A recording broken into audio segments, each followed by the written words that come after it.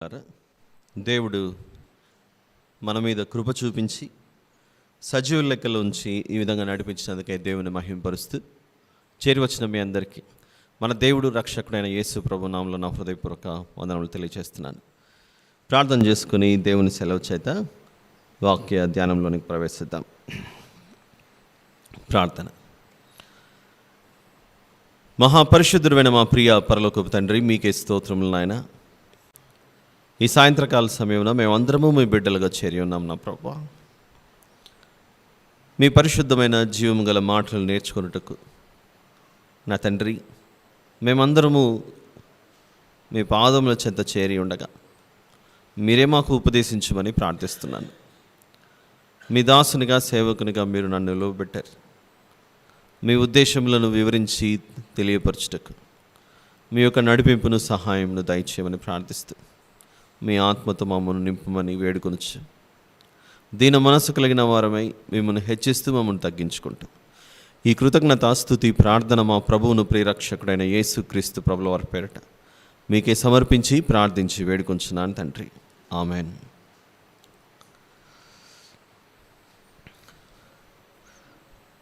ప్రియులారా, మనమంతా యేసు ప్రభు యొక్క ఉపమానాలను ఈ 40 రోజుల కార్యక్రమంలో ఆలోచిస్తున్నామని, నేర్చుకుంటున్నామని మనకు తెలుసు. అందుచేత గత వారం ఇదే మత్తయి సువార్త 13వ అధ్యాయంలో విత్తబడిన విత్తనములు ఫలించని హృదయాలు, విత్తనాలు అయితే విత్తబడ్డాయి కానీ కొన్ని త్రోవ పక్కన పడ్డాయి, మరికొన్ని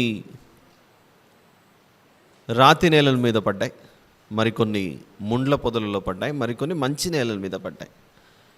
ఇది ఒక ఉపమానాన్ని మనం చూసాం. ఈ ఉపమానానికి సంబంధించి మత్తయ్య గారు మాత్రమే కాదు, అంటే మొన్న మనము ఈ ఉపమానానికి సంబంధించి చూడని అడిషనల్ ఇన్ఫర్మేషన్ రెఫరెన్స్, ఇదే ఉపమానము మనకు మార్కు సువార్త 4వ అధ్యాయంలో కూడా ఉంటుంది. మార్కు సువార్త 4వ అధ్యాయము మొదటి నుంచి 9వ వచనం వరకు, అంటే మొన్న శనివారం రోజు మనం వివరించుకున్న ఉపమానానికి సంబంధించి కొంచెం అడిషనల్ ఇన్ఫర్మేషన్ ఇస్తున్నాను. దీంతో పాటుగా మనకు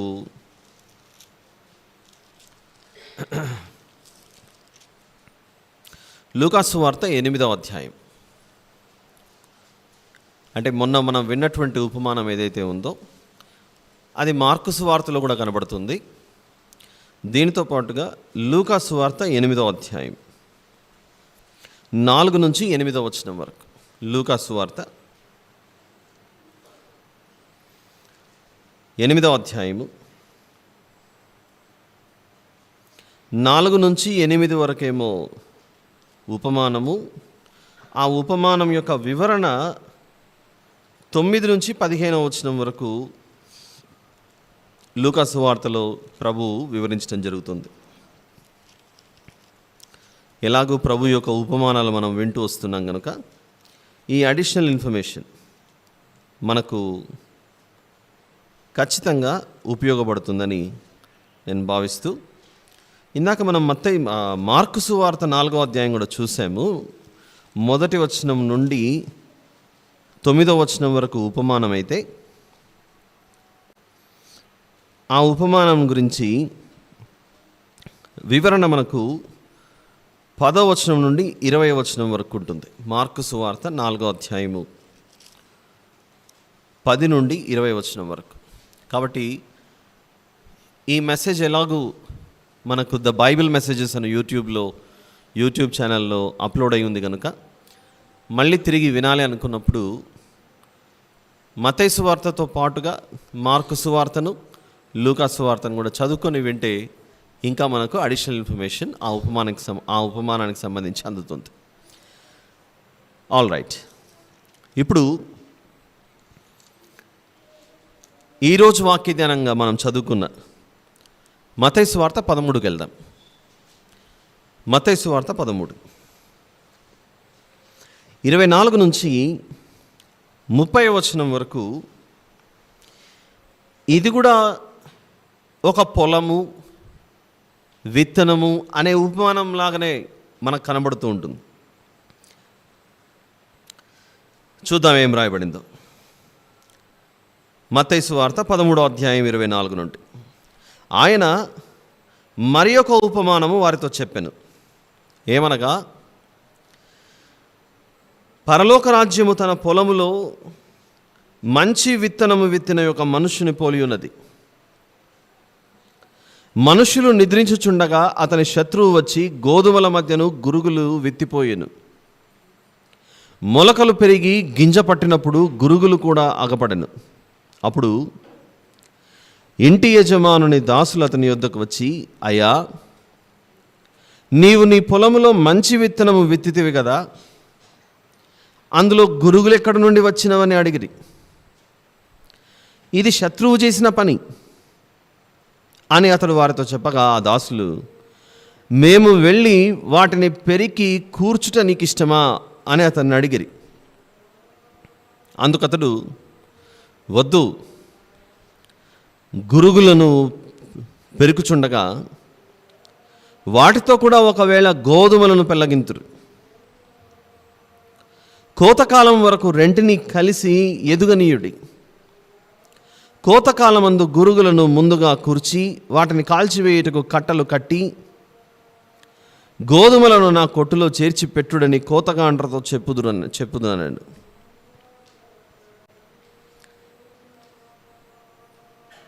ఇక్కడ చెప్పబడుతున్నటువంటి ఉపమానం దానికి ముందు చెప్పినటువంటి ఉపమానానికి ఏమాత్రము సంబంధం లేనట్లుగా కనబడుతుంది. దానికి ముందు చెప్పిన ఉపమానం అంటే ఏమిటి? మొన్న మనం శనివారం రోజు విన్నటువంటిది. అది కూడా ఒక నేల, అక్కడ కూడా మనం విన్నది విత్తనాల గురించి. అయితే ఆ ఉపమానానికి ఇక్కడ మనం ఇప్పుడు చదువుకున్న ఉపమానానికి రెండిటికి చాలా వ్యత్యాసం కనబడుతుంది. ప్రతిరోజు విత్తనాలే వింటున్నామేంటి అని ఎవరు కూడా భావించగా, యేసు ప్రభు మాట్లాడుతున్నాడు అని అంటే, మొన్న మనం చూసాము, ఆయన మనందరికీ గురువు అనే విషయం విన్నాం. ఆయన మనందరికీ ఒక గొప్ప మాస్టర్, టీచర్లకే టీచర్. ఆయన యేసు ప్రభు వద్ద శిష్యరికం చేరటానికి ఆయనే కొందరిని పిలిపించుకుని, నా దగ్గర మీరు నేర్చుకునుడి అని చెప్పాడు. చిన్నపిల్లల్ని కాదు, పెద్దవాళ్ళనే పిలుచుకున్నాడు. పేతురు, అంద్రయ్య, యాకోబు, యోహాను, బర్తలోమై, మత్తయి, ఇలాంటి వారందరినీ పిలుచుకొని ఆయన మార్గములను వారికి బోధించి ఆయన వెళ్ళిపోయిన తర్వాత చెప్పాడు, మీరు వెళ్ళి ఇప్పుడు ప్రకటించండి అని. వారు చిన్నపిల్లలు కాదు, వాస్తవానికైతే ఆత్మీయ జీవితంలో ఆత్మ సంబంధంగా నేర్చుకునే స్థితిలో ఉన్నప్పటికీ శరీరాన్ని బట్టి వయసులో పెద్దవారే వాళ్ళు. అలాంటి వారిని పిలుచుకొని మీరు నా యొద్ద నేర్చుకొనుడి అని చెప్పాడు. ఆనాడు ప్రభు ఎలాగైతే ఆ పెద్దవారిని పిలిచి నా యొద్ద నేర్చుకొనుడి అని శిష్యులుగా చేశాడో, ఈరోజు మనం కూడా యేసు ప్రభు చెప్పిన ఉపమానాల ద్వారా బోధన అందుకోవాలి, ఆత్మీయ జీవితంలో అభివృద్ధి పొందాలి. బైబిల్లో రాయబడిన మాటలు ఎందుకొరకు రాయబడ్డాయో పలుమార్లు మనం చూసాము. కానీ క్రొత్త వారు ఉన్నారు కనుక వారిని కూడా దృష్టిలో పెట్టుకొని బైబిల్లో రాయబడిన మాటలు ఎందుకొరకు రాయబడ్డాయి. రోమాపత్రిక 15వ అధ్యాయం, బైబిల్లో రాయబడిన మాటలు ఎందుకొరకు రాయబడ్డాయి అన్న దాని గురించి పౌలు గారు రోమీలకు రాసినటువంటి పత్రిక 15వ అధ్యాయం, chapter number 15, letter to Romans, verse number 4, 4వ వచనం. ఏలయనగా ఓర్పు వలనను లేఖనముల వలని ఆదరణ వలనను మనకు నిరీక్షణ కలుగుటకై పూర్వమందు వ్రాయబడినవన్నీ మనకు బోధ కలుగు నిమిత్తం వ్రాయబడి ఉన్నవి. రోమాపత్రిక రాసే సమయానికి పౌలు గారు అంటున్నారు, పూర్వము రాయబడినవన్నీ మనకు బోధ కలగడానికి ఇవన్నీ రాయబడ్డాయని పౌలు గారు చెబుతున్నారు. రోమాపత్రిక రాసే కాలానికి పూర్వమందు రాయబడినవన్నీ బోధ కలగడానికి వ్రాయబడ్డాయి అని అంటే మనం ఇప్పుడు 2024వ సంవత్సరంలో ఉన్నాం. మరి పూర్వమందు రాయబడినవన్నీ అంటే ఇప్పుడు మనకు కేవలం పాత నిబంధన మాత్రమేనా? పాత నిబంధన మరియు క్రొత్త నిబంధన మనకందరికీ. ఈ 66 పుస్తకాల సముదాయం ద్వారా దేవుని గురించిన విషయాలను మనము నేర్చుకుంటూ ఆయన చేత బోధన పొందాలి.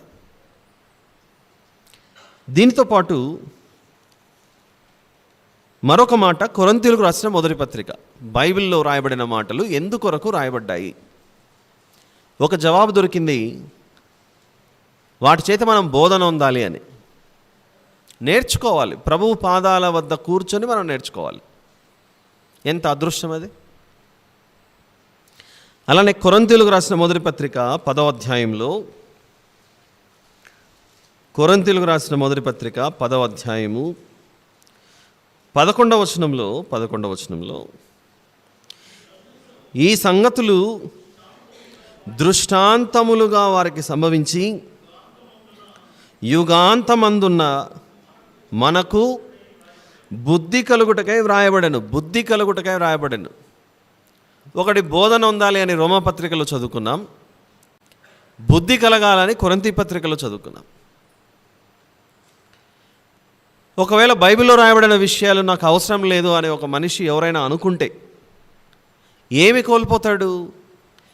బైబిల్ గ్రంథంలో చెప్పిన ఈ అద్భుతమైన విషయాల చేత మనం బుద్ధి నేర్చుకోవాలి, బోధను పొందుకోవాలి అని బైబిల్ చెబుతుంటే అవి మనం చదువుకోకుండా నేర్చుకోకుండా నిర్లక్ష్యం చేస్తే ఏం కోల్పోతాం? బుద్ధి మందగించిపోతుంది. బుద్ధి లేకుండా మనం ప్రవర్తించే అవకాశం ఉంది.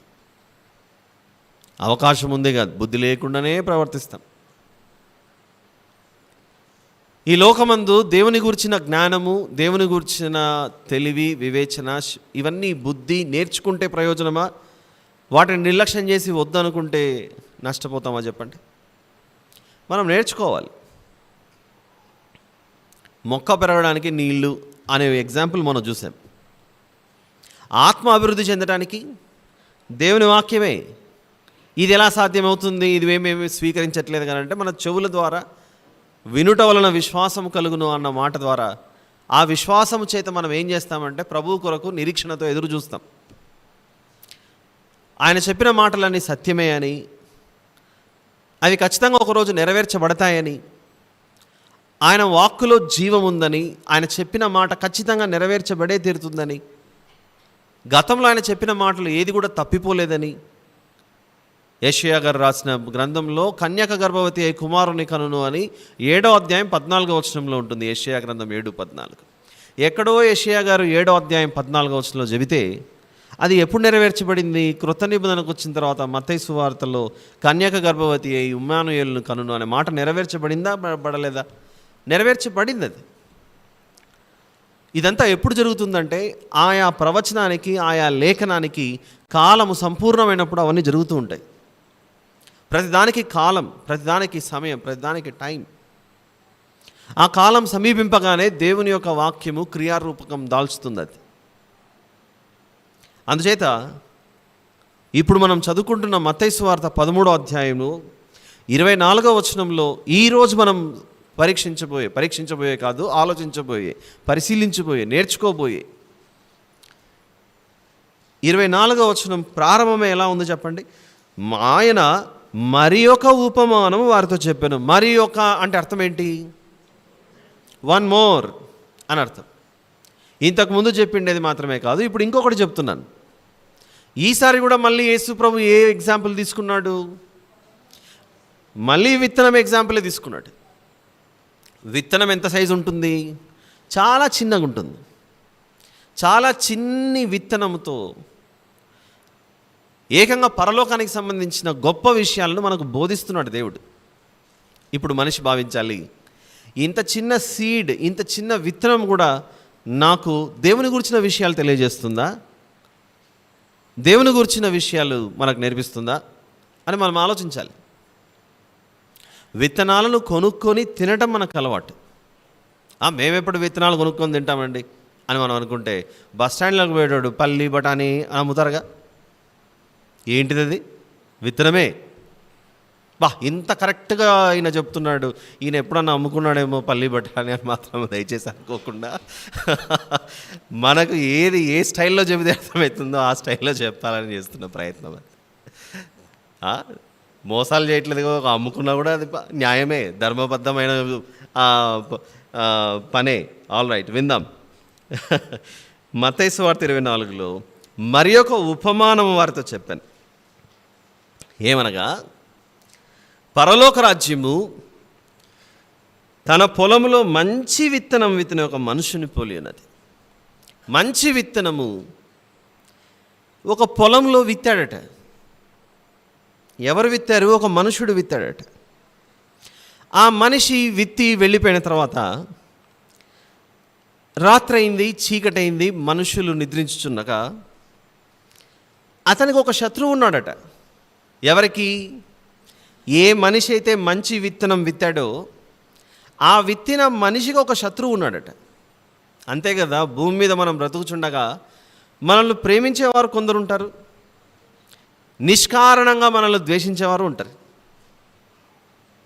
లోకంలో నేను అందరి చేత ప్రేమించబడుతున్న వ్యక్తిని అనేవాళ్ళు ఎవరైనా చెప్పగలరా? మనల్ని ప్రేమించేవారు ఎందరైతే ఉంటారో మనల్ని ద్వేషించేవారు కూడా అందరే ఉంటారు. లోకంలో మిత్రులు ఉంటారు, శత్రువులు ఉంటారు. ఇలా మిత్రులు శత్రువులు లోకంలో ఎలాగైతే ఉంటారో, పొలంలో మంచి విత్తనం విత్తిన ఒక మనిషి, నా పొలం ఇది నాది. ఒక పొలంలో విత్తనాలు ఎవరు విత్తుతారంటే ఆ పొలమునకు సంబంధించిన యజమాని విత్తుతాడు. వేరే వారికి ఎందుకు వేరే వారి పొలంలోకి వచ్చి విత్తనాలు వేస్తారు చెప్పండి? మనకు ఒక స్థలం ఉందనుకోండి, లేకపోతే పొలం ఉంది, 1 ఎకరా స్థలం ఉందనుకోండి, అందులో విత్తనాలు విత్తేది వేరే వాళ్ళు వచ్చి విత్తుతారంటే కూలికి పెట్టుకుంటే వాళ్ళు వచ్చి విత్తుతారు, సాయంత్రం కూలి డబ్బులు ఇవ్వాలి. దాని గురించి మాట్లాడట్లేదు నేను. ఈ పొలం బాగా పండాలి అనే ఆశ ఎవరికి ఉంటుంది? ఆ పొలం యొక్క యజమానికి ఉంటుంది. ఆ పొలం యొక్క యజమానికే ఆ పొలం సమృద్ధిగా పండి మంచి ఫలాలు ఇవ్వాలనే ఆశ ఆ పొలం యొక్క యజమానికి ఉంటుంది. కానీ ఎప్పుడైతే ఆ పొలం బాగా పండుతోందో గమనించినటువంటి వారు అసూయతోనూ కుళ్ళుతోనూ పగతోనూ, ఇతని పొలం బాగా పండుతుంది, నేను చూసి ఓర్చుకోలేకపోతున్నాను, కాబట్టి ఈ పొలాన్ని ఎలాగైనా నేను పాడు చేయాలి అని ఆలోచించి ఇతను నిద్రించుచుంటే శత్రువు వచ్చి ఆ పొలంలో గురుగులకు సంబంధించిన విత్తనాలు వేసి వెళ్ళిపోయాడట. కలుపు మొక్కలకు సంబంధించినటువంటిది. మొలకలు పెరిగి గింజ పట్టినప్పుడు గురుగులు కూడా ఆగపడాను. అప్పుడు ఇంటి యజమానుని దాసులు అతని యొద్దకు వచ్చి, అయ్యా, నీవు నీ పొలంలో మంచి విత్తనము విత్తితివి కదా, అందులో గురుగులు ఎక్కడి నుండి వచ్చినవని అడిగిరి. ఇది శత్రువు చేసిన పని అని అతను వారితో చెప్పగా దాసులు, మేము వెళ్ళి వాటిని పెరిగి కూర్చుట నీకు ఇష్టమా అని అతన్ని అడిగిరి. అప్పుడు యజమాని అంటున్నాడు, వద్దొద్దొద్దు, గురుగులను పెరిగితే దాంటితో పాటు గోధుమలు కూడా మరి బయటికి వచ్చి అవి మంచి విత్తనం కూడా పాడైపోతుంది. అందుచేత కోతకాలం వరకు ఎదురు చూడండి. ఈ పంటను కోసే కాలం ఒకటి ఉంది. ఆ కోతకాలం వరకు ఎదురు చూస్తే తగిన సమయం ముందు గురుగులను కాల్చివేయుటకు గోధుమలనేమో మరి కొట్టులో చేర్చుటకు మనం ఉపయోగిద్దామని చెప్పేసి యజమాని ఆపుతున్నాడు. ఉపమానం చెప్పాడు, వెళ్ళిపోయాడు ప్రభు. ఎవరికి బోధిస్తున్నాడు ఈ ఉపమానం? ఎవరికి బోధిస్తున్నాడు? ఎవరికి బోధిస్తున్నాడు చెప్పండి? ఈ ఉపమానము ఎవరికి చెప్పాడు? ఈ ఉపమానం ఎవరికి చెప్పాడు అని అంటే అక్కడే మనం పొరపాటు పడతాం. 13వ అధ్యాయం 2వ వచనం చూద్దాం. మొదటి 2 వచనాలు. ఆ దినమందు యేసు ఇంట నుండి వెళ్ళి సముద్ర తీరమున కూర్చుండెను. బహుజన సమూహములు తన యొద్దకు కూడి వచ్చినందున ఆయన దోణి ఎక్కి కూర్చుండెను. ఆ జనులందరూ ధరణి నిలిచి ఉండగా ఆయన వారిని చూచి చాలా సంగతులను ఉపమాన రీతిగా చెప్పాను. చాలా సంగతులను అంటే కేవలం ఈ మత్తయి సువార్త 13లో చెప్పబడుతున్న ఉపమానాలు మాత్రమే కాదు, చాలా చెప్పాడు. అందులో కొన్ని మనకిచ్చాడు. ఇక్కడ మత్తయి సువార్త 13లో ఉన్నాం మనం. జనసమూహాలకు బోధిస్తున్నాడు ఆయన. ఈ జనసమూహాలకు బోధిస్తుంటే ఇప్పుడు 36వ వచనానికి వద్దాం. అందరు వెళ్ళిపోయారు. 36వ వచనం. అప్పుడు ఆయన జనసమూహములను పంపివేసి ఇంటిలోనికి వెళ్ళగా ఆయన శిష్యులు ఆయన యొద్దకు వచ్చి, పొలములోని గురుగులను గురించిన ఉపమాన భావం మాకు తెలియజెప్పమనిరి. అంటే మిగిలిన వారికి ఎందుకు ఆశ లేదు? ఏదో చెప్పాడు, పొలము విత్తనాలు అన్నాడు, వెళ్ళిపోయాడు అని మిగిలిన వాళ్ళు వెళ్ళిపోయారు. కానీ శిష్యులు మాత్రమే ప్రభు వద్దకు వచ్చి, ప్రభువా, చూస్తున్నారు కదా 36వ వచనం అందరు. అప్పుడు ఆయన జనసమూహములను పంపివేసి ఇంటిలోనికి వెళ్ళగా ఆయన శిష్యులు ఆయన వద్దకు వచ్చారు. ఇప్పుడు దొరికాడు మా టీచర్, మా గురువు ఇప్పుడు దొరికాడు. చుట్టూ ఇంతవరకు జనాలు ఉన్నారు. ఈయన చెప్పాడంటే అందులో ఏదో ఉంది అర్థం. ఇంతకు అది తెలుసుకోకపోతే మేము ఏదో పోగొట్టుకుంటాం. కాబట్టి మేము ఖచ్చితంగా తెలుసుకోవాలి, నేర్చుకోవాలి అన్న ఆశతో ప్రభు వద్దకు వచ్చి పొలంలోని గురుగులను గురించిన ఉపమాన భావం మాకు తెలియజెప్పమని. అప్పుడు ప్రభువు నోరు తెరిచి అందుకు ఆయన ఇట్లా, నన్ను మంచి విత్తనం విత్తినవాడు ఎవరో కాదు, అది నేనే అంటున్నాడు. ఈ మంచి విత్తనం విత్తినది నేనే. ఎందుకు? మంచి విత్తనం విత్తువాడు ఎవరట? మనుష్య కుమారుడు అని. మనుష్య కుమారుడు అంటే ఎవరు? మనిషి రూపంలో శరీరమును ధరించి భూమి మీదకి వచ్చినది ఆయనే. అయితే ఆయన మనిషి రూపంలో దేవుడు భూమి మీద ఉన్నాడన్న విషయం మనుషులు గ్రహించలేకపోయారు. దేవుడే మనిషి ఆకారంలో ఉన్నాడు, శరీరమును ధరించుకొని ఉన్నాడు అంటే ఆయన మనిషి కాదా అనే డౌట్ వస్తుంది మళ్ళీ మనకు. శరీరమును ధరించుకొని ఉన్నాడు కనుక ఆయన దేవుడై ఉన్నప్పటికీ భూమి మీద మనిషిగా జీవించాడు. ఆ మంచి విత్తనం విత్తినవాడు మనుష్య కుమారుడు అనగా మన ప్రభు. ఎంత చక్కగా వివరిస్తున్నాడు చూడండి. 38వ వచనంలో చెబుతున్నాడు, ఆ పొలం ఏదో కాదు, లోకం. పొలమేమో లోకం. లోకం అంటే ఏంటి? ఈ భూమి మీద నివసిస్తున్న ప్రజలు. ఈ భూమండలం మీద నివసిస్తున్నటువంటి ప్రజలు. పొలము లోకము అని అంటే ఈ లోకానికి వచ్చి యేసు ప్రభు ఏం చేశాడంటే మంచి విత్తనాలు విత్తాడు. ఆ మంచి విత్తనాలు మొక్కలు చెట్లు పెరగడానికి వేసినటువంటి విత్తనాలు కాదవి. వాక్యమను విత్తనాన్ని విత్తాను అంటున్నాడు. ఎక్కడ విత్తాడు? మనుషుల హృదయాలలో విత్తాడని దీనికి ముందున్న ఉపమానంలో మనం విన్నాం. ఈ పొలములో స్థలం ఎక్కడ అనంటే హృదయమే చోటు. ఆయన వచ్చి ఆ వాక్యమును, ఆ విత్తనాన్ని విత్తినప్పుడు ఆ వాక్యమును అంగీకరించిన వారు రాజ్య సంబంధులుగా ఉంటున్నారట. చూడండి అక్కడ 38వ వచనంలో రాజ్య సంబంధులు అని క్రింద ఫుట్ నోట్లో ఏమనుంది చూడండి. కుమారులు అంటే దేవుని రాజ్య కుమారులు. రాజ్య సంబంధులు అనగా దేవుని రాజ్య కుమారులు. 3-4 విషయాలు మనం అర్థం చేసుకోవాలి ఇక్కడ. మంచి విత్తనము ఏమిటది? వాక్యం. అంతకుముందు ఉపమానంలో మనం విన్నాం. విత్తినది ఎవరు? మంచి విత్తనము మనుష్య కుమారుడు అనగా యేసు ప్రభు. ఎక్కడ విత్తాడు? పొలములో విత్తాడు. ఆ పొలం ఏంటో కాదు, మానవుల యొక్క హృదయాలు. మానవుల హృదయాలు కాదండి, ఈ భూలోకమే మట్టిలో విత్తాడు అని మనం అనుకోకూడదు. మానవుల హృదయాలే దేవుడు దానిని ఎలా భావిస్తున్నాడు? పొలముగా భావిస్తున్నాడు. ఎప్పుడైతే ఆ విత్తనం విత్తాడో ఆ హృదయాలు ఎవరైతే అంగీకరించారో వారు రాజ్య సంబంధులుగా మారుతున్నారు, రాజ్యకుమారులుగా. అయితే ఏ హృదయంలో అయితే వాక్యాన్ని విత్తాడో, మంచి విత్తనం విత్తాడో, ఆయన పక్కకు వెళ్ళిపోగానే వెంటనే దుష్టుడు, శత్రువు వస్తున్నాడట. శత్రువు వచ్చి మంచి విత్తనానికి బదులుగా చెడ్డ విత్తనం వేస్తున్నాడట. అదే చెప్తున్నాడు అక్కడ. గురుగులు దుష్టుని సంబంధులు, గురుగులు దుష్టుని సంబంధులు. సంబంధులు అని ఉన్న చోట మళ్ళీ క్రింద ఫుట్ నోట్లో ఒక మాట రాశాడు.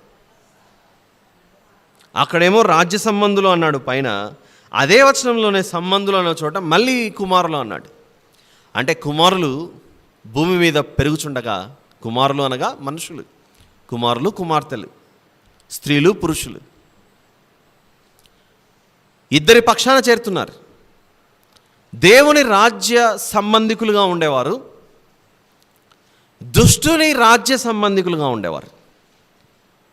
సంబంధులు అని అంటే కొన్ని విషయాలు అర్థం కావు, కానీ అక్కడ ఫుట్ నోట్లో సంబంధులు అని ఉన్న చోట 1 అనేసి ఏమని రాస్తుంది మనకు?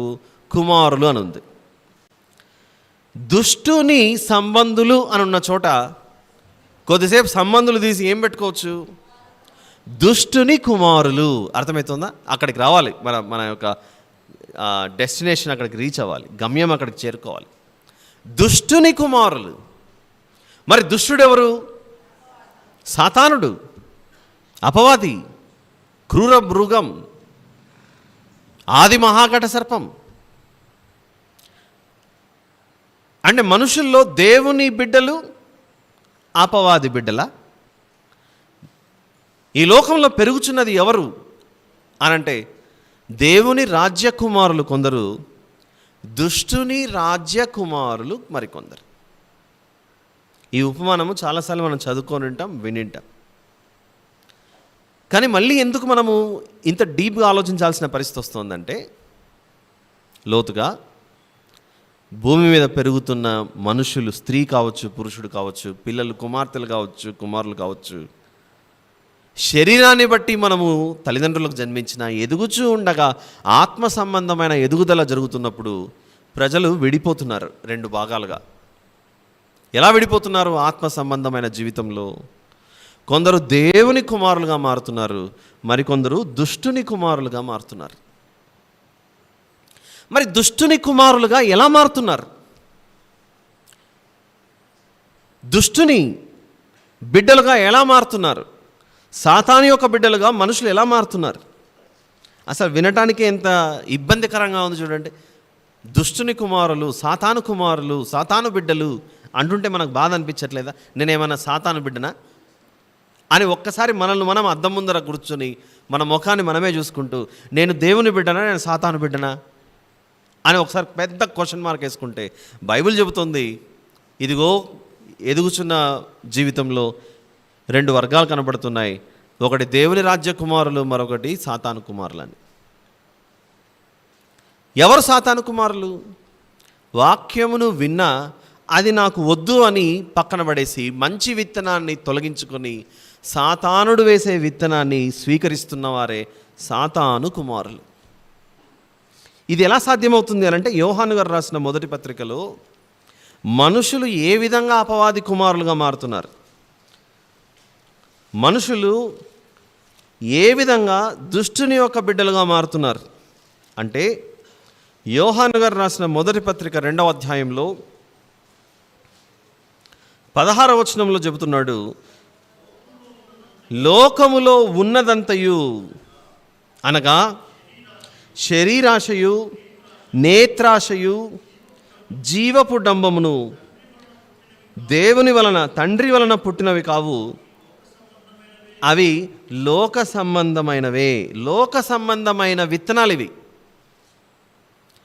ఇప్పుడు దేవుని విత్తనము అని అంటే మనకు అర్థమైంది, అది దేవుని వాక్యం అని.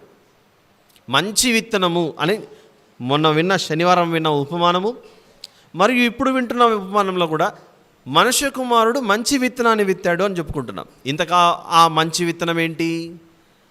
ఈ మత్తయి సువార్త 13లో మనం చూసినదే మంచి విత్తనం అనగా మంచి వాక్యం, యేసు ప్రభు బోధించిన బోధ.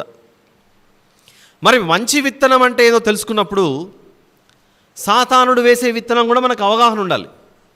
అప్పుడు మనము దేవుని విత్తనం అంటే ఏంటి, సాతాను యొక్క విత్తనం అంటే ఏంటో తెలుసుకొని మన హృదయంలో దేనిని కలిగి ఉండాలో జాగ్రత్త పడతాం మనం. మరి సాతానుడు ఏ విత్తనాన్ని వేస్తున్నాడంటే యోహాను గారు రాసిన మొదటి పత్రిక 2వ అధ్యాయంలో చెబుతున్నాడు, సాతానుడు శరీరాశ ద్వారా నిన్ను వశపరుచుకుంటాడు. 2, నీకు నేత్రాశను చూపిస్తాడు. నేత్రము అనగా కళ్ళు. ఈ కళ్ళతో నీకేదో చూపిస్తాడు. చూపించిన నిన్ను అది నువ్వు తీసుకో అని నిన్ను ప్రలోభ పెడతాడు. నీ ఆత్మీయ జీవితాన్ని ప్రభావితం చేస్తాడు, ఇన్ఫ్లుయెన్స్ చేస్తాడు.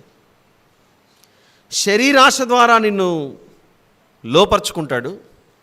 నేత్రాశ ద్వారా లోకం వైపు నిన్ను ఆకర్షించుకుంటాడు. ఇంకొకటి జీవపుటంబం ద్వారా ఆకర్షించుకుంటాడు. శరీరాశ అంటే ఒకప్పుడు నశించిపోయారు సొదొమ గొమొర్రాలో.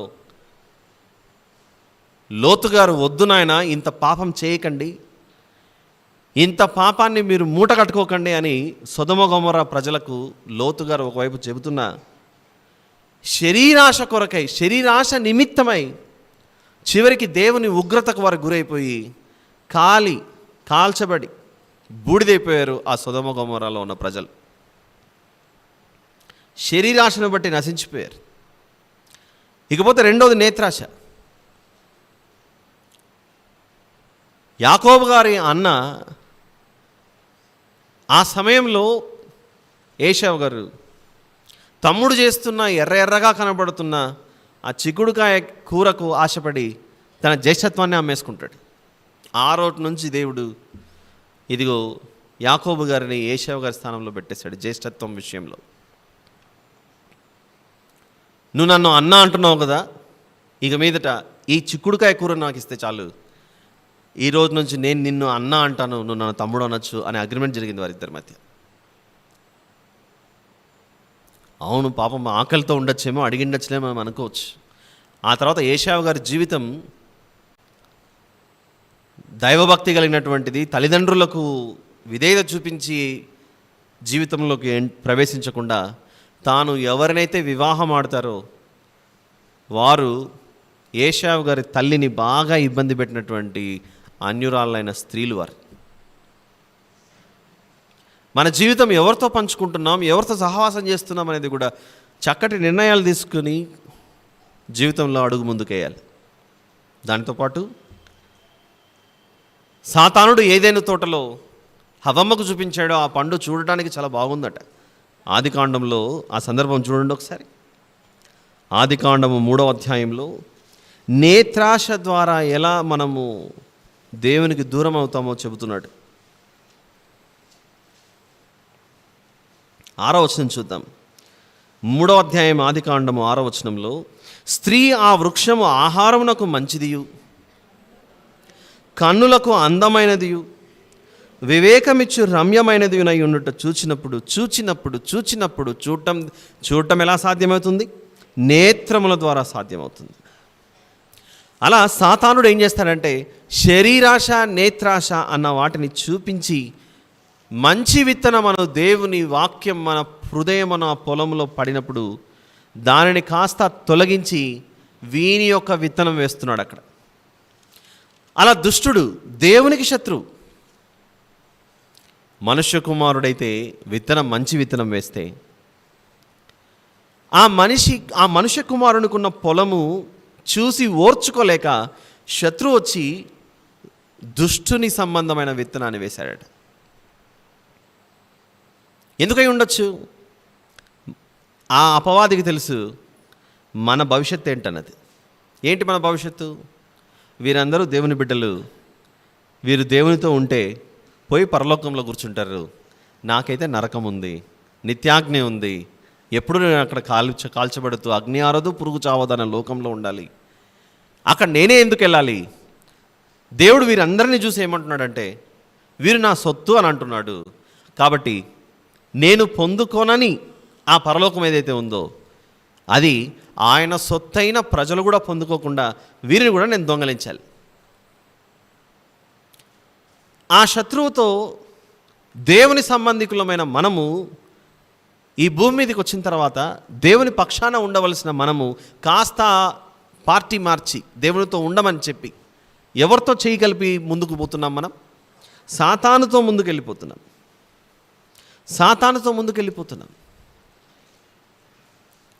దీనితో పాటు మనిషి చేసే తప్పులు, ఇందాక పండు ఎగ్జాంపుల్ చూసాము, ఏదైనా తోటలో ఒక చిక్కుడుకాయ కూర ఎగ్జాంపుల్ చూసాము. 2 ఈ కళ్ళతో చూశారు, చివరికి కోల్పోయారు దేవుని యొక్క కృపావరాన్ని, దేవుని యొక్క ఆశీర్వాదాన్ని కోల్పోయారు, దేవుని యొక్క దీవెన కోల్పోయారు, దేవునితో సహవాసం కోల్పోయారు. అలా చిన్ని వాటితో మనిషి తప్పు చేస్తూ పెరిగి పెద్దగా అయ్యే కొద్దీ ఈ శరీరాశ నేత్రాశ తారాస్థాయికి చేరిపోతుంది. ఎలా జరుగుతుందో ఒకసారి చూద్దాం. ఒక ఎగ్జాంపుల్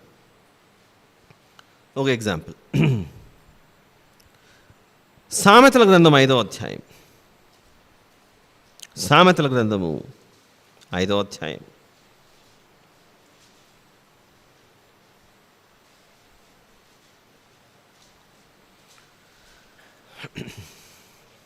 ఎక్కువ ఉంది, నేను చదువుతుండగానే అర్థమైపోయే విషయం ఇది, కాబట్టి అర్థం చేసుకోవడానికి ప్రయత్నించండి.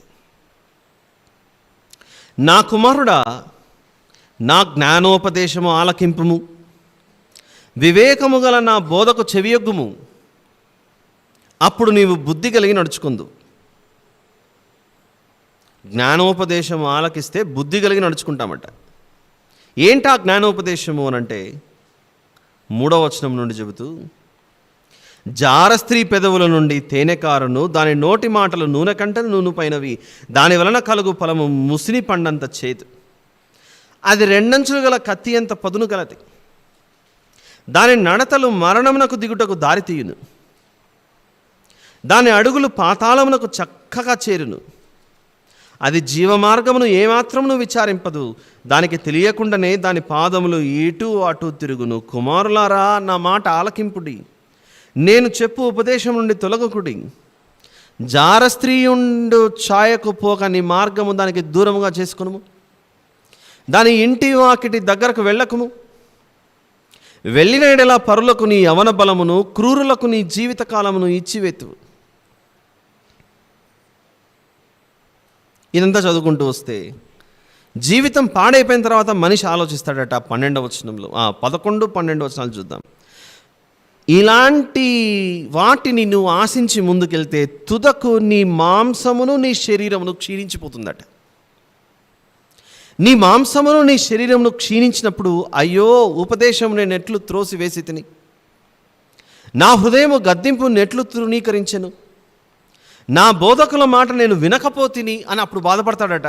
దీనివల్ల నశించిపోయిన తర్వాత ఏం చెప్తున్నాడు ఇక్కడ? ఒకప్పుడు పండును చూసి ఆశించింది ఏదైనా వనంలో స్త్రీ, ఆ తర్వాత పురుషుడు ఆదాము గారు కూడా ఆ పండు తీసుకొని తిన్నారు. తప్పు ఇద్దరు చేశారు. అలా పండు ఒక చిక్కుడుకాయ ఉదాహరణ చూసినటువంటిదే. మనుషులు వయసు మీద పడి పెరిగిన తర్వాత పెద్దవాళ్ళు అవుతూ ఉండగా ఆశలు, కోరికలు మారిపోతాయట. చక్కటి జీవితం సాగుతూ ఉండగా ఆ పవిత్రమైన జీవితం, ఆ పరిశుద్ధమైన జీవితంలో నుంచి తొలగి జీవిత భాగస్వాములుగా ఉండవలసిన వారు ఒక్కసారి చూపు మారి మార్గము తప్పి ఈ విధమైనటువంటి పనులు చేస్తుంటే వారి శరీరం ఏమైపోతుందట? చివరికి క్షీణించిపోతుంది. బైబిల్ ఏనాడో చెప్పింది, ఇదిగో దేవుడు ఏర్పరిచిన ఈ వివాహమును పవిత్రమైన బంధములో నుండి మీరు ఎప్పుడు తొలగిపోకండి. లోకములో ఈ శరీరము నేత్రాశను బట్టి ఆ బంధంలో నుండి బయటికి వెళ్ళి ఏదైనా అలాంటి బాంధవ్యాలు, అపవిత్రమైనటువంటి సంబంధాలు పెట్టుకుంటే ఒకరోజు నీ శరీరం క్షీణించిపోతుంది. ఎలా క్షీణించిపోతుందట? మాంసము క్షీణించిపోతుందట. శరీరము కన్నా మాంసం అంతా క్షీణించిపోతుందట.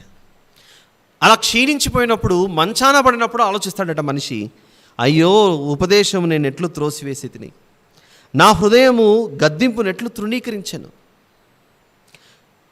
నా బోధకుల మాట నేను వినకపోతిని అని చెప్పి ఆ రోజు బాధపడతాడట మనిషి. ఆ రోజు బాధపడతాడు. అంటే చూసిందంతా స్వీకరించాలి, అనుభవించాలి. ఇదంతా ఏంటిది? ఒకటి శరీరాశ, మరొకటి నేత్రాశ. ఒకటి శరీరాశ, మరొకటి నేత్రాశ. ఆనాడు చెప్పిన ఆ మాటలే ఈనాడు ఔషధం లేని, మెడిసిన్ లేని వ్యాధిగా, ఒక భయంకరమైన రోగంగా, హెచ్ఐవిగా మారి చివరికి మనుషులు తమ జీవితాలను పాడు చేసుకుంటున్నారు. ఇంకొకటి చూద్దాం. 31వ అధ్యాయం సామెతల గ్రంథం. 31వ అధ్యాయం సామెతల గ్రంథం 4వ వచనంలో ద్రాక్షరసము త్రాగుట రాజులకు తగదు. లెమూయేలు అది రాజులకు తగదు. లెమూయేలు అది రాజులకు తగదు. మద్యపానాసక్తి అధికారులకు తగదు. త్రాగిన ఎడల వారు కట్టడలను మరతురు. దీనులకందరికీ అన్యాయము చేయుదురు అని చెప్తున్నాడు అక్కడ. ప్రాణం పోవుచున్న వానికి మద్యము నీయుడి, మనోవ్యాకులము గల వారికి ద్రాక్షరసం నీయుడి అని ఇక్కడ రాయబడితే, ఇది నిజంగానే తాగుడు, మా మనసులు బాగాలేవండి మేము తాగుతా కూర్చుంటామని ఇలా అపార్థం చేసుకుంటున్నారు.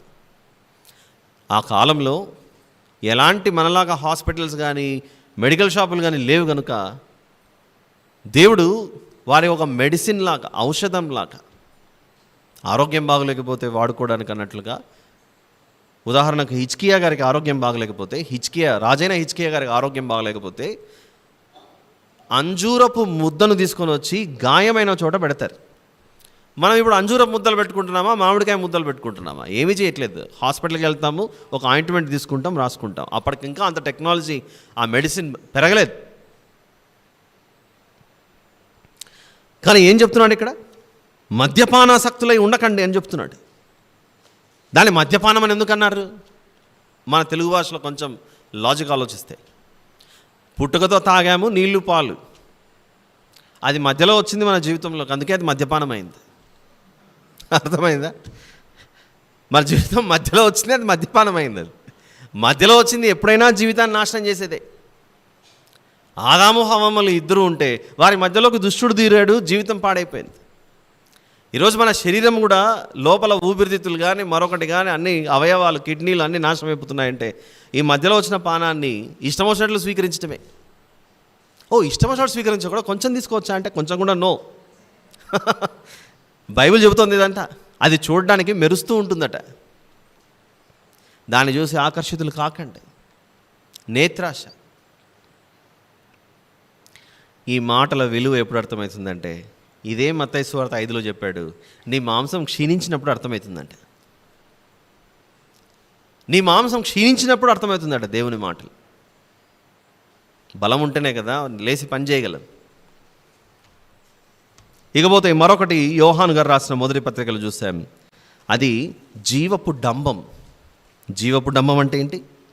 ఏమి ధరించుకుందుమా, ఏమి తిందుమా, ఏ విధంగా బ్రతుకుదుమా, ఇవే ఆలోచనలు. ఎప్పుడు ఇవే ఆలోచనలే.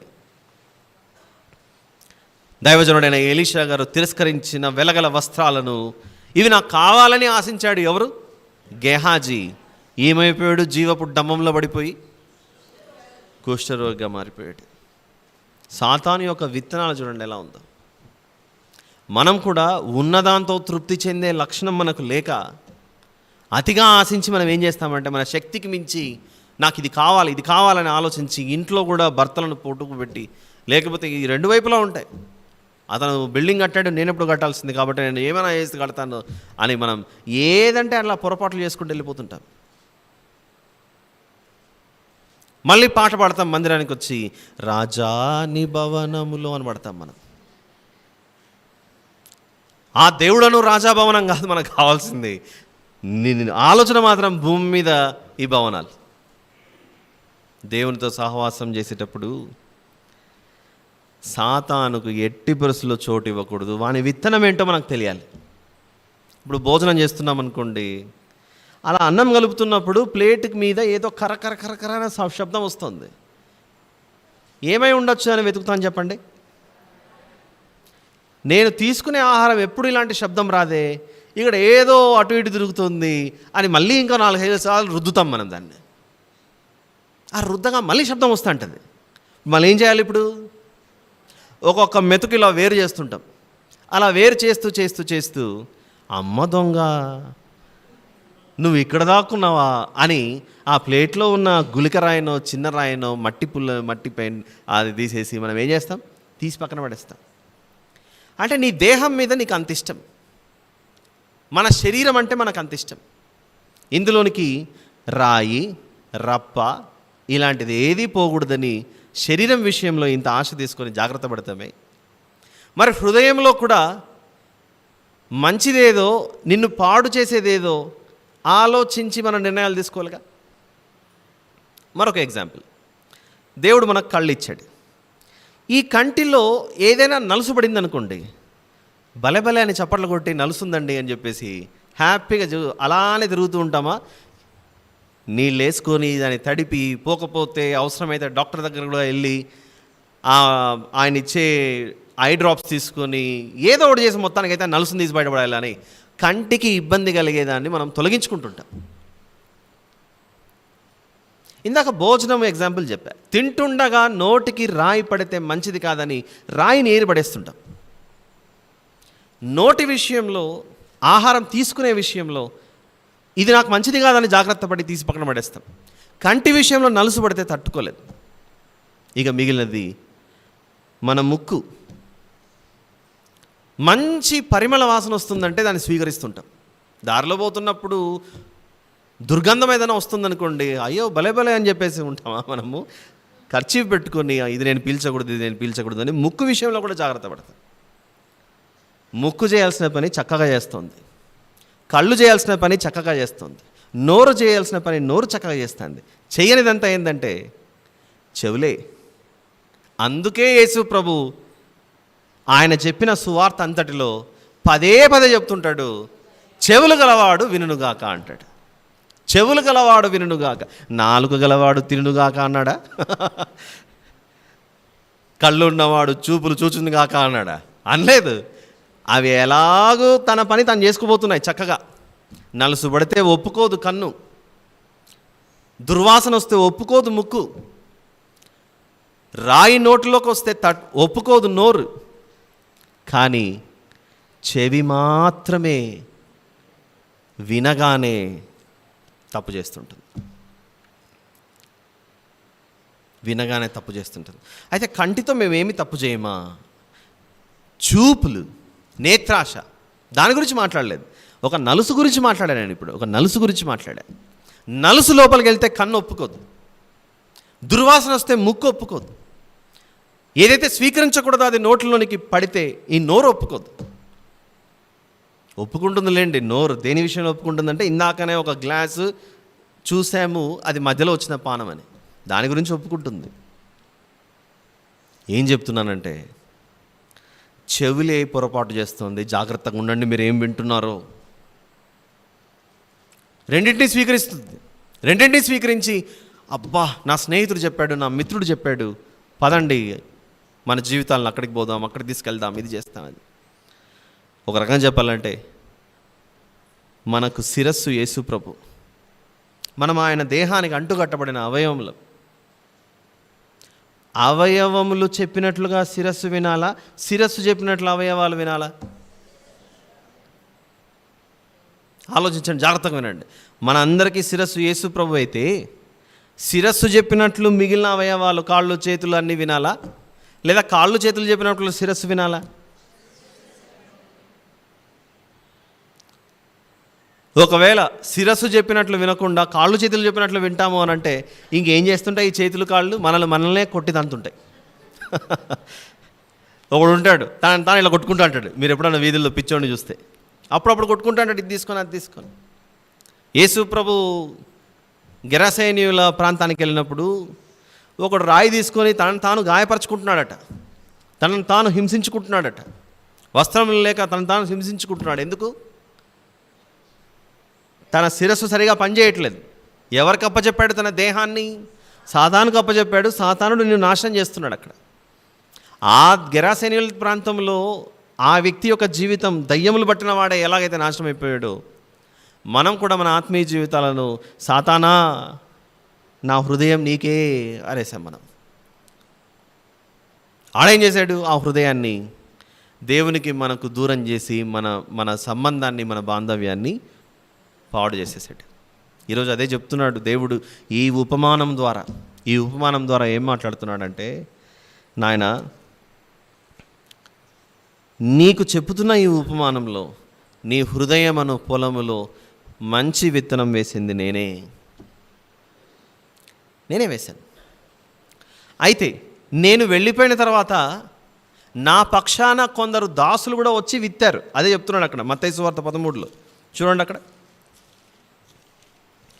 మత్తయి సువార్త 13లో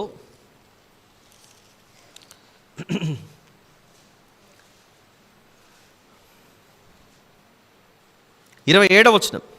అప్పుడు ఇంటి యజమానుని దాసులు ఎవరి దాసులు? మనుష్య కుమారునికి దాసులు. మనుష్య కుమారుడు ఎవరు? యేసు ప్రభు. యేసు ప్రభువుకు దాసులు ఎవరు? ఆయన వాక్యాన్ని ప్రకటిస్తున్న సేవకులు. ఆ దాసులు ప్రభువుతో పోల్చుకుంటే వాళ్ళు దాసులే కదా. ఆవేశం ఎక్కువ, మా యజమానికి నష్టం జరుగుతుంటే మేము ఎలా చూడగలమని. ఆ ఆవేశంతో దాసులు వచ్చేయమంటారంటే, ప్రభావ వీళ్ళని లేపేయమంటారా అని అడిగారు. శిష్యులు అదే అడిగారా లేదా? ఏమడుగుతారంటే, ఒక సందర్భంలో వాళ్ళు పైనుండి అగ్ని దిగి వచ్చి వీళ్ళని కాల్చేయమంటావు ప్రభు అని అంటారు. మనుష్య కుమారుడు నశింపజేయుటకు కాదు వచ్చినది, రక్షించుటకు వచ్చాడని వారిని ఆపేస్తాడు అక్కడ, ఆ పని చేయనివ్వకుండా. ఇది మనకు అర్థమైతే ప్రియులరా, ఆ దాసులు తొందరపడుతున్నారు, లేపేయమంటారా ప్రభు అని, తీసేయమంటావు ప్రభు అని. ఆ కోరిక ఈనాటిది కాదు, దాసులకు ఏనాటిదో. ఒకసారి ప్రకటన గ్రంథం 6వ అధ్యాయం చూద్దాం. ప్రకటన గ్రంథం 6వ అధ్యాయంలో దాసులందరూ వేడుకుంటున్నారట ప్రభువును. ఏం వేడుకుంటున్నారు? ప్రకటన గ్రంథం 6వ అధ్యాయంలో 10వ వచనం చూద్దాం.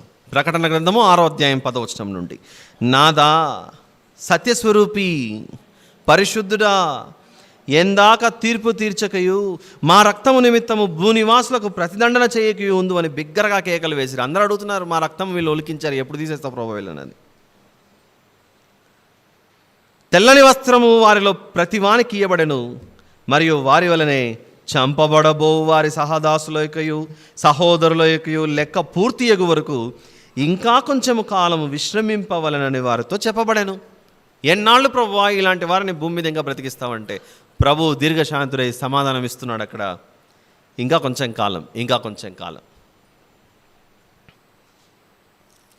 కాలం ఎదురు చూడాలి దీని గురించి. ఆల్ రైట్, వచ్చేద్దాం మత్తయి సువార్త 13వ అధ్యాయంలోనికి. ఇప్పుడు అర్థమవుతుంది కదా మనకు, మంచి విత్తనం అంటే ఏంటి? వాక్యం. ఎవరు వేశారు మొదట మంచి విత్తనం? యేసు ప్రభు విత్తనం వేసిన తర్వాత ఆ విత్తనాన్ని విత్తే పనిలో ఇంకా ఎవరు నిమగ్నమై ఉన్నారు? ఆయన దాసులు నిమగ్నమై ఉన్నారు. ఆ దాసులు ప్రభు వద్దకు వచ్చి అంటున్నారట, ప్రభువా ఈ పొలంలో మంచి విత్తనమే వేశాము, కానీ గురువులు ఎక్కడి నుంచి వచ్చాయి అంటే, అప్పుడు ప్రభు అంటున్నాడు, మనమందరము మంచి విత్తనాలు వేసాం, కానీ ఇదిగో వీరి పొలము తెరవబడింది, దుష్టుడు వచ్చి విత్తనాలు వేసేసరికి చివరికి వారు ఈ లోకంలో నా వాక్యాన్ని అంగీకరించక దుష్టుని సంబంధికులుగా మారిపోయారు. అందుచేత ఎవరైతే ఆ మంచి విత్తనాలను కలిగి ఉన్నారో వారు పెరుగుతూ ఉంటారు భూమి మీద. అపవాది వేసిన విత్తనాలకు లోబడినటువంటి వారు కూడా భూమి మీద ఇద్దరు పెరుగుతూ ఉంటారు. ఆ ఇద్దరు పెరుగుతున్నంతసేపు కానివ్వండి, కొద్ది రోజులు కానివ్వండి, కానీ ఒక రోజు వస్తుంది, దానిని ఏమంటారంటే కోతకాలము అని అంటారు. దీన్నే మనం ఇంగ్లీష్లో హార్వెస్ట్ ఫెస్టివల్ అని పిలుచుకుంటాం అప్పుడప్పుడు. హార్వెస్ట్ ఫెస్టివల్ పాత నిబంధనలో కూడా కనబడుతుంది, కోతకాల పండుగ అని. చాలాసార్లు రాయలసీమ ప్రాంతం, ప్రత్యేకంగా కర్నూలు జిల్లాలో ఎక్కువగా నేను కోతకాల పండుగకు అటెండ్ అయినటువంటి సందర్భాలు. కర్నూలు పరిసర ప్రాంతాలు, పల్లెల్లో ఎక్కువగా ఆలయ ప్రతిష్ట, కోతకాల పండుగ, ఈ రెండిటికే నన్ను ఎక్కువగా ఆహ్వానించారు అక్కడ. ఇష్టముండి ఆహ్వానిస్తారో? ఆఫ్కోర్స్ ఇష్టం ఉండే ఆహ్వానిస్తారు. అక్కడ కోతకాలం అనేసరికి ఇక్కడికి వస్తుంది ఆ వాక్యం యొక్క వివరణ. చివరికి కోతకాలం పాపం అన్ని వడ్లు ధాన్యము అన్నీ తీసుకొని వచ్చి సంతోషంగా వస్తారు కోతకాలం మీద పెట్టుకొని. అంతా చెప్పి వచ్చేసిన తర్వాత లాస్ట్లో చెప్తాను, నాయన మీరు ఇవన్నీ తీసుకొచ్చారు సంతోషమే, కానీ మనం తెలుసుకోవాల్సిన ఒక కోతకాలం ఉంది. ఆ కోతకాలం రోజు దేవుడు ఇదిగో కొందరిని కాల్చవేయడానికి తీసుకెళ్తున్నాడు. కోత కోస్తాడు. మీరు కోత కోసారు. ఎలా కోత కోసారు? ధాన్యం అంతా తీసుకొచ్చి ఇంట్లో పెట్టుకున్నారు. చెత్తనంతా తీసుకెళ్ళి ఏం చేశారు పొలంలో అంటే కాల్చి నింపు పెట్టారు. మీరెవరు? మీరు రైతులు, వ్యవసాయదారులు. మరి వ్యవసాయదారుడు ఏం చేశాడు? ధాన్యంను కొట్టులోకి తీసుకెళ్ళాడు, చెత్తను అగ్గిపుల్ల పెట్టి అంటించేశాడు. కోతకాలం అప్పుడు అదే కదా జరిగేది. అదే భలే భలే భలే. మరి అదే చెప్తున్నాడు, కోతకాలం పండగ జరుస్తాడట. ఎవరు చేస్తాడు? దేవుడు చేస్తాడు. దేవుడు ఏం చేస్తున్నాడు? నిప్పు పెడుతున్నాడు. ఎవరికి? పనికిరాని చెత్తకు. ఎవరు దేవుడు? యోహాను సువార్త 15వ అధ్యాయం 1వ వచనం ప్రకారంగా, ద్రాక్షావళిని నేను, తీగలు మీరు. నా తండ్రి వ్యవసాయకుడు. ఆ వ్యవసాయకుడు ఏం చేస్తున్నాడంటే, ఇదిగో మంచి వారిని, మీరు ఎలాగైతే ధాన్యమును తీసుకొని వచ్చి మందిరంలోకి తీసుకొచ్చారో,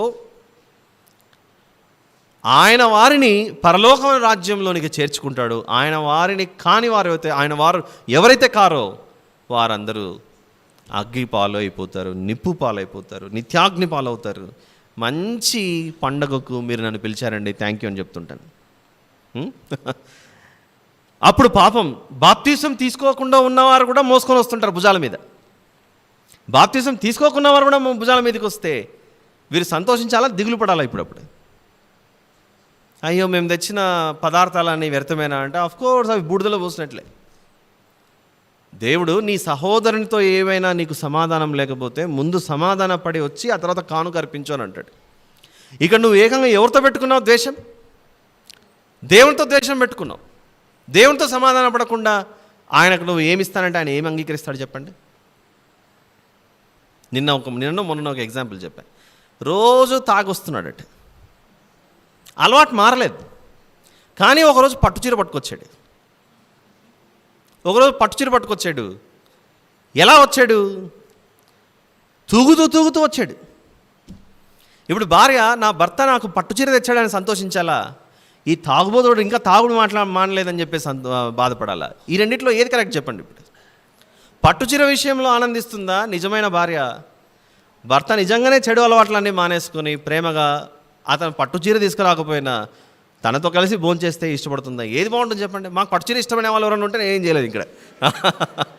అలాంటి వాళ్ళు కూడా ఉంటారు. చెప్పలే మా ఎడనమోని వాడు మానడు, నా పట్టుచీర నాకు వస్తే చాలనే వాళ్ళు ఉంటే నేను చేయలేదు. ఆల్ రైట్, చూద్దాం, ముగించుకుందాం, టైం లేదు, విందాం. మత్తయి సువార్త 13లో ఆయన అంటున్నాడు, నాయన 40వ వచనంలో, గురుగులు ఎలాగూ కూర్చబడి అగ్నిలో కాల్చివేయబడునో అలాగే యుగ సమాప్తి జరుగును. మనుష్య కుమారుడు తన దూతలను పంపును, వారాయన రాజ్యములో నుండి ఆటంకములకు సకలమైన వాటిని దుర్నీతి పరులను సమకూర్చి అగ్నిగుండంలో పడవేదురు. అక్కడ ఏడుపును పండ్లు కొరుకుటయును ఉండును. అప్పుడు నీతిమంతులు తమ తండ్రి రాజ్యంలో సూర్యుని వలె తేజరిల్లుదురు. ఎవరు వినాలమ్మా అంటే చెప్తున్నాడు, చెవులున్నాయా? ఉన్నాయి. ఎందుకు? కమ్మలు వేసుకోవడానికి. ఈ మధ్య మగవాళ్ళు కూడా వేసుకుంటున్నారు, పురుషులు కూడా వేసుకొని తిరుగుతున్నారు చెవులకు కమ్మలు. ఒక చోట వేసుకోవడానికి సరిపోవట్లేదని మళ్ళీ అక్కడ ఇంకో పైన 2, 3, 4 మళ్ళీ దానికి చెవుకు.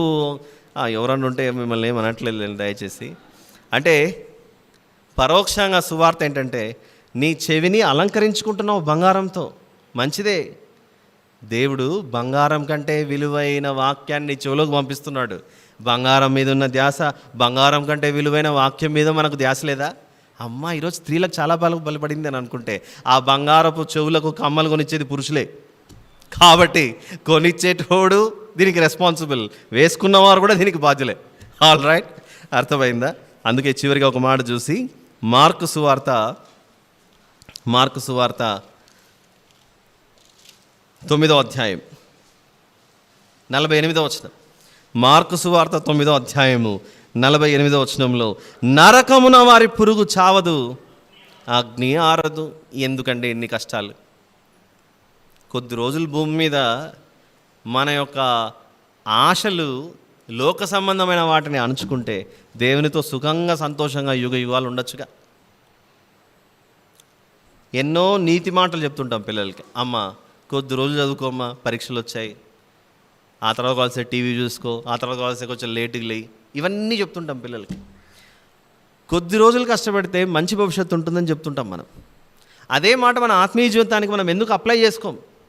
భూమి మీద ఉండే 60-70 సంవత్సరాల తాత్కాలికమైన చిన్ని కాలాన్ని మనం చక్కగా ఉపయోగించుకుంటే దేవునితో సంతోషంగా ఉంటాంగా. శరీరాశ, నేత్రాశ, జీవపు డంబమను సాతాను యొక్క విత్తనాన్ని మనం ఎందుకు తీసుకోవాలి? దేవునికి దూరం అయిపోవాలి, నిత్యాజ్ఞలోనికి వెళ్ళిపోవాలి. పండుగలు ఏదైనా జరిగినప్పుడు అప్పుడప్పుడు సంఘంలో అనౌన్స్మెంట్లు జరుగుతుంటాయి. స్త్రీలకు ప్రత్యేకంగా అక్కడ ఏర్పాటు చేశారు, పురుషులకు ఇక్కడ ఏర్పాటు చేశారు, కాబట్టి మీరు మీకు ఏర్పాటు చేసిన స్థలానికి వచ్చి మీరు దాన్ని స్వీకరించండి అని చెప్తుంటారు. ఇందులో తప్పేంటి? ఏమీ లేదు. ఎవరికి సిద్ధపరిచిన చోటుకి వెళ్ళి వాళ్ళు దాన్ని స్వీకరించాలి. అవునా? Do you agree with me? ఎవరికి సిద్ధపరిస్తే వాళ్ళ దగ్గరికి వెళ్ళాలి, అక్కడికి వెళ్ళాలి. ఇప్పుడు ఒక వచనం చూపిస్తాను చూడండి. మత్తయి సువార్త 25వ అధ్యాయం. మత్తయి సువార్త 25. నీ కొరకు సిద్ధపరచబడినప్పుడు అక్కడికి వెళ్ళి నువ్వు నిలుచుకోవడం ఎందుకు?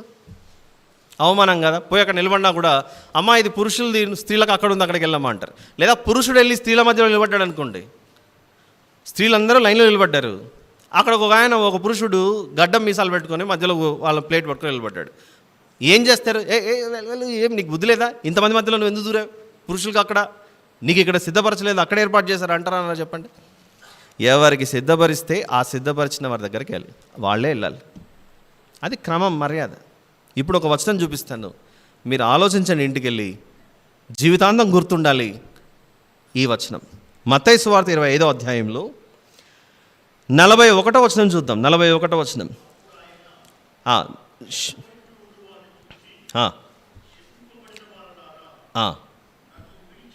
శపింపబడిన వారలారా నన్ను విడిచి అనేంతవరకు బాగుంది.